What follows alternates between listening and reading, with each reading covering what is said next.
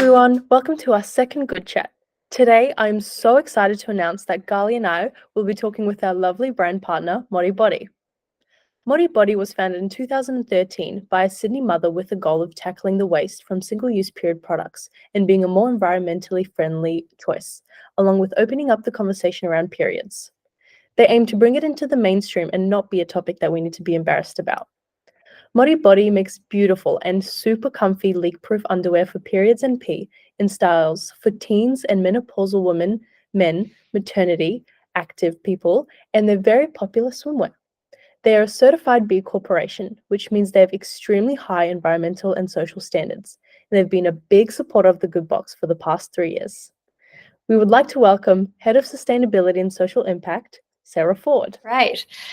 So my name's Sarah Ford and I work for ModiBodi. I'm the Head of Sustainability and Public Affairs, and I've been with the company for about 3 years, heading up sustainability and our social impact work, which is working with partners on particularly giving access to those who don't have products to manage their period. So it's fantastic to be with you today. Thank you, Sarah. It's interesting that you've been there for around 3 years, because I think actually the Good Box and ModiBodi have worked together for around 3 years. So we've probably been together for the whole time that you've been in ModiBodi, or almost most of it. So that's actually pretty cool. So could we start by asking you to tell us a little bit about the ModiBodi story? Yeah, absolutely. So it's a really interesting story. So ModiBodi was started by Christy Chong. She was a mother of 2 at the time, then became a mother of 4. But during that time, yeah, I know, lots of kids. So during that time, when she had her second child, she had some bladder leakage, and the only option at the time was disposable liners. And she just sort of realized the environmental impact that had of using so many liners during that period of time. There must be an alternative, which there wasn't. So she set about saying I'm going to look at this, and I must be able to find some way in which we cannot create so much single-use disposable waste. And then she came up with the idea of using fabrics, which have been used for hundreds of thousands of years, in different formats to absorb fluid, and particularly to absorb bladder leakage, which quickly moved into periods. So how can we use different layers of fabrics collectively together to lock in fluid and create a reusable product that you can easily, pop in your washing machine and just use over and over again for a number of years, and therefore not create any waste. So there was a real sustainability driver there. But as the business grew at that point in time, and she really therefore dove into this sort of, period, menstruation, menopause journey, she just was overwhelmed by the statistics that were coming to her around the lack of access to basic products that many people have, and particularly here in Australia, which was sort of quite confronting. I think most people would have a guess that, in poorer nations, perhaps, they have trouble accessing all sorts of things that are basic necessities, water, food, shelter, safety, and probably, menstrual products goes in there with, hygiene. But she really, I suppose, like most people, hadn't thought about a really wealthy country such as Australia, or, European countries or America. These countries that are very wealthy actually have people regularly who cannot manage a basic bodily function such as their period. And so that social impact driver was sort of built into the DNA of the business very quickly, alongside that sustainability driver of, we need to do something about this. And part of that was, we need to be talking about periods more. So it's very hard to solve a problem such as period inequality if people are very uncomfortable about talking about periods and blood and those things. So she really took us forward and took the whole category forward in its normal and its natural, and let's just talk about it, and let's empower girls and women, and and supporting men as well to be in this conversation around periods, and then to learn all the things that come with that, including this need to help people who actually have no access to products. Awesome. No, I think it's amazing because, specifically I had a baby 9 months ago now. And I remember, you bleed a lot after having a baby. You leak a lot. I don't think I was quite aware about all that happens. And I lived in my ModiBodis. Like, I think I got the I got some like extra large ones, like so they could be nice and, you know, comfortable, like bigger ones. And they were just the most beautiful, comfortable things. And I lived in them in the hospital, lived in them for weeks afterwards. And it definitely, you know, makes me, and I normally wouldn't be so comfortable having saying this on a podcast, but, you know, I think it's important. But yeah, I mean, I myself can definitely say that it's very, it feels more comfortable, it feels nicer, it feels better. So yeah, I think it's awesome. So thank you for telling us about ModiBodi's story. And I guess the brand has a really strong sense of justice. It's probably it is the reason that we work so closely together. And I guess you've had that focus on equality from the beginning. So can you tell us, you know, I know you're partnering with The Good Box, and can you tell us a bit about that? What would make you partner with us? And I guess that does go back to your mission altogether of ModiBodi. Yeah, like I think I remember very clearly when we first chatted, and I come from a social impact background, so I remember I was grilling you a little bit, Gally, about, you know, how to make this difference. So I think one thing which is part of the business is very driven by, you know, doing things well. The products we make, you know, we spend a lot of time in research and a lot of time in development. We do a lot of testing. We need to get this right, and we our social impact work in the same way. So when we work with partners, you know, we really question, like, what's your theory of change? So we understand there's a problem that people don't have access to products. Mm-hmm. How are you, with your solution, actually going to be sure that that is making a difference, which would be that they now have access to products, and that they are products that they want, and that they can use and they know how to use. And obviously with a reusable product, they've got to be able to clean them and dry them appropriately so that they can keep working for them, you know, year after year. And so I think, you know, when we had that initial conversation, and you were very, you know, positive, and you were very sure of, this is what we do, this is how we're going to do it, we've got our processes set up, I understand our problem, and I understand, you know, we've got a simple solution with our boxes that have the necessities in there that people need at that point in time, and we've got volunteers in place, and we've got collections, you know, and you had everything really set up. So I think for us it was like a strong partnership where we thought, right, this is a charity who's very simply on a simple, very focused mission, and that is super important. You know, it's very easy to get distracted with doing 100 things that need doing, but when you stay focused, you're able to be more successful. And you were really, you know, strong in that, and you had a lot of passion, and you had a beautiful, you know, product and design and story. And we just thought, this is something that speaks to what we want to do, is get the product into the hands of people who would benefit from it and want, you know, a reusable product and would actually make that difference. So you know, I think it was a great synergy that we had, and we were both obviously coming together at the same time when I started here, and when you were into your journey as well. Awesome. Yeah, no, I do remember that conversation. I definitely remember that first conversation. And, you know, we were also obviously newer into the Good Box. And I was very used to having these conversations where, you know, we had to really explain what we do and really show how we're going to do what we said we're going to do. And I guess it's amazing that 3 years later we still have this wonderful partnership. And it reminds me of, you know, I think I told you the story, but I think it was last Christmas. I was on my holiday and I got like 3 missed calls, and I'm like, oh, okay, it's probably work related, but I'll answer my phone because I had 3 missed calls. And it was this woman who, you know, wanted to remain anonymous, but she was experiencing homelessness at the time. And she went to great lengths to get my phone number. And she called me specifically just to tell me that she's never had ModiBodi undies before. She didn't know that a product like this existed.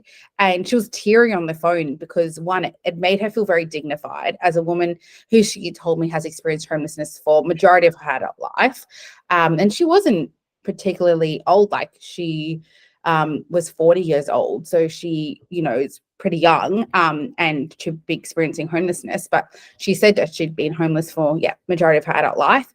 And she said one of the biggest issues was having her period, and how there just wasn't much help for her. And particularly if you got pads, you know, she said that it was really hard to dispose of it, like to be Yeah.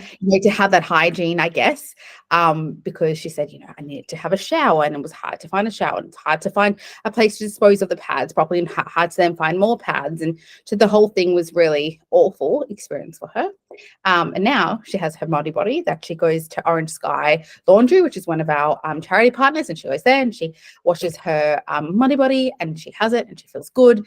So yes, and she feels that her hygiene is really in place, and she feels good about herself, and she said that one thing that she's always wanted to make sure, even when she's experiencing homelessness, is that she always wants to remain dignified, and that's something that ModiBodi helped her. So she called me to be like, can I get some more? Like, how do I get more? And so I said to her, like, you can go back to where you originally got the boxes from, and I'm happy for you to get one more box, because sometimes there's exceptions to the rule. And so she went back and she got another box, and she now has 4 ModiBodi, I believe. It would have been in those boxes. And yeah, it was for her the most special thing. And so definitely we felt really grateful to ModiBodi for that, and for having that partnership to make sure that she gets her ModiBodi undies, which is awesome. So how have you found that since ModiBodi entered the market? How have you found it's changed the conversation? You spoke a lot about that at the beginning, that you wanted that to be something that we speak about periods more, and we speak about, and I do find the conversation is like, just in general, I have found it's more comfortable. I know that in my husband's workplace, which is predominantly just women, they will be very honest about, hey, I actually can't come to work today. I have really bad period pain. And that's become a much, a bigger conversation. But how have you seen that change? Yeah, look, I think so our business has been around for 10 years. I would say the introduction of reusable products such as ours, it was kind of a stimulus for a different conversation. And part of that came out of the way that we marketed was very different. So we were showing real bodies and real blood, and people of all different genders and skin tones and ethnicities and backgrounds and ages and all sorts of things on this journey of menstruation, from early periods right up to menopause, which is another part of a really important conversation as well.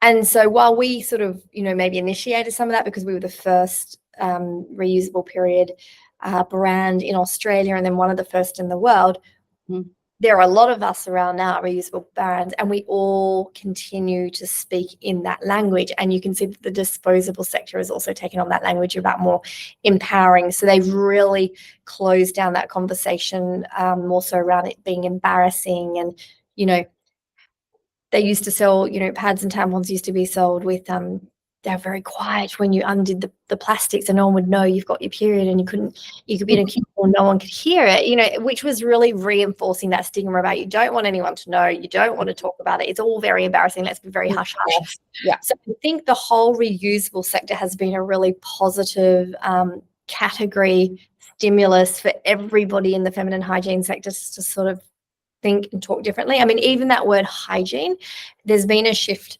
away from feminine hygiene, because hygiene again talks about things potentially being dirty and unhygienic being the opposite of hygienic. And so just that whole conversation that now we have period care. So you see some of the supermarkets, they've changed the name of their aisles and their sections to period care.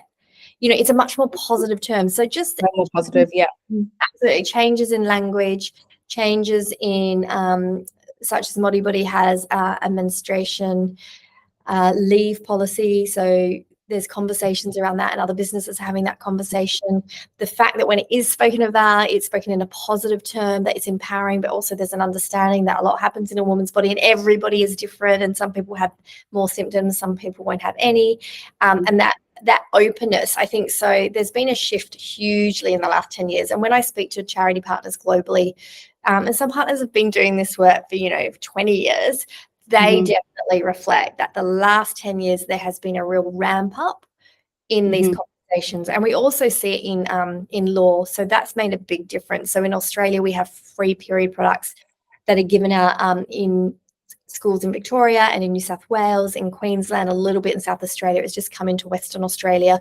New Zealand's had the programs up and running for the last few years. Scotland put it into law. They were sort of leading globally about 2 or 3 years ago. The UK has a free period products program in their schools in England. So even that, and it's happening all across Europe, those conversations which say, hey, this is something that happens. We need to make sure that people with periods are supported, and that's being put into governments and schools, and those, that changes all the conversation. And that's really, to answer your question, in these last few years, that has all come into place. So it's been a big shift.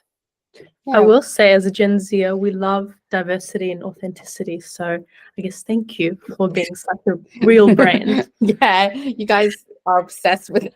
We love it. We love it. We love seeing, like you said, different ethnicities, skin, like body shapes, everything. So, even that does make you feel really good. Like, yeah. I will say, like, being quite real here, like, especially after having a baby, your body changes. And I definitely wouldn't have seen that my body reflected much, but you do see that on ModiBodi's Instagram, and you do see, you're like, oh yeah, that's a model who looks a bit like me. I feel quite nice, because I don't really think you see that very often otherwise. So that is quite beautiful. And I think coming back to, people experiencing homelessness and women who are in need, it doesn't change what they, it doesn't change their bodies in any way. It doesn't, and they feel, the same way that I feel, where, they want to feel, one, that, lack of a better word, I guess, I do love the word period care. So I guess I'll use that rather than hygiene, but they do want to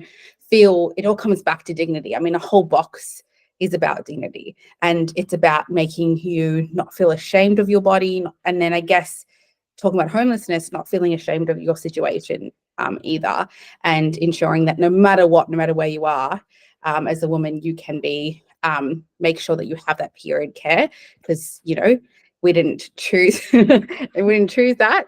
It's how our bodies are. And so I guess making sure that all women are cared for in that way is amazing.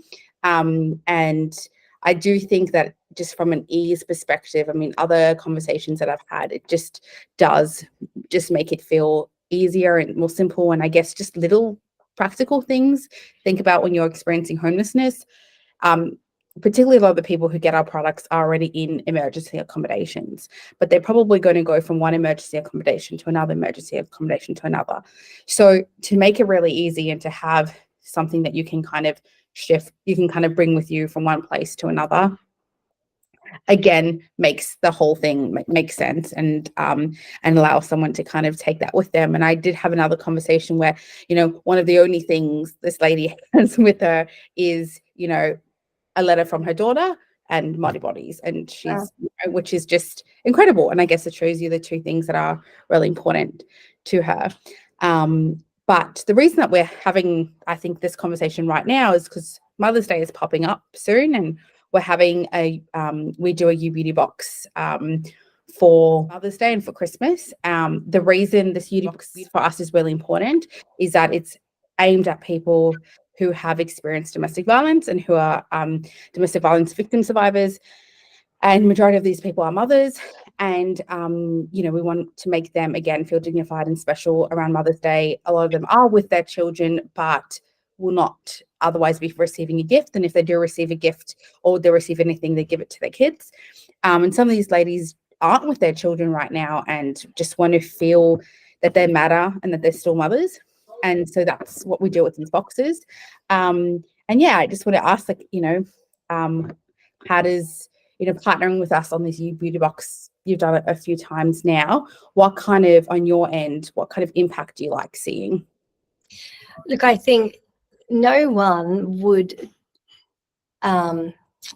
like to hear or feel that someone isn't able to manage their period. So the fact that you've got a box that provides that dignity, and we can support that by putting our product in the box, just carries huge volumes. Even just, talking to our staff about these statistics and these numbers and the fact that we're making a difference just to even one person, it makes you feel good. It makes you feel that you're doing something, because often we feel helpless around how we can actually do something to help.